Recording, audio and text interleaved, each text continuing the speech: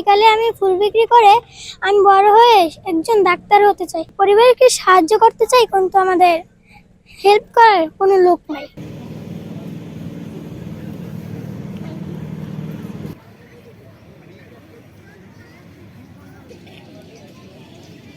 আমাদের পরিবারের সবাই আছে, কিন্তু আমার বাবা এই জায়গায় নাই, তাই আমাদের নিজের ফুল বিক্রি করে নিজেদের খরচ চালাইতে হয়। আমাদের মাও কিছু করে না, কিন্তু আমরা দুই বোনে ফুল বিক্রি করে আমাদের সংসার চালানো হয়।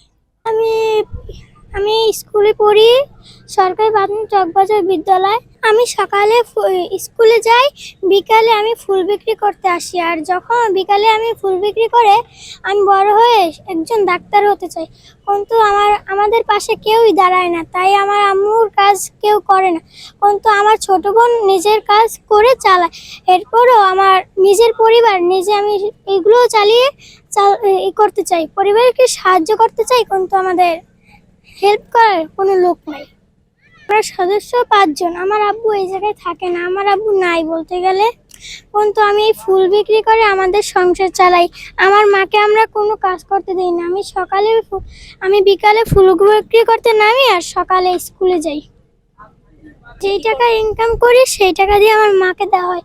আমার মা যার খরচ লাগবে সেই খরচপাতি চালায়। লাগবে না, খারাপ লাগে, খারাপ লাগবে, লাগাই না। কেন লাগাই না? গরিবের মেয়ে অভাবের কারণে দেই, আনতে করে মায়ের করে কত হতে দিতাম, আস্তে আস্তে করে গড়তো দিতাম। এটাতে কোনো কামাই রোজগার কোনো মেয়েরা হয়ে গেছে গা, তো কোনো কামাই রোজগার কোনো আন এক আছে শিয়ান হইলে বলে না, ডাকা নিয়ে চাকরি তিনার ঢোকাই দিলাম, কাপড়ের সেই আত্মার ঢোকাই দিলাম, করলো। এও না, সবচেয়ে বড় কষ্ট তো এই তো স্বামী করতে পারে না। আমি তো লুজি করি, এত আছে দুইজনই লুজি ইনকাম দিয়া নে আয় উন্নত করতাম। ইনকাম নাই তো আয় উন্নত করবো কেলে?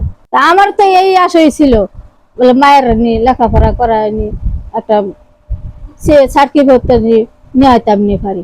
তা না, আমরা স্বামীর ইনকাম নাই, ছেলের ইনকাম নাই, নিয়ে এবার কোনো প্রোগ্রাম নেই, নেবার কোনো প্রোগ্রাম নেই। এরপরও আশা ছিল এখন আবার নিজের ভবিষ্যৎ করার ইয়ানি করতাম নিয়ে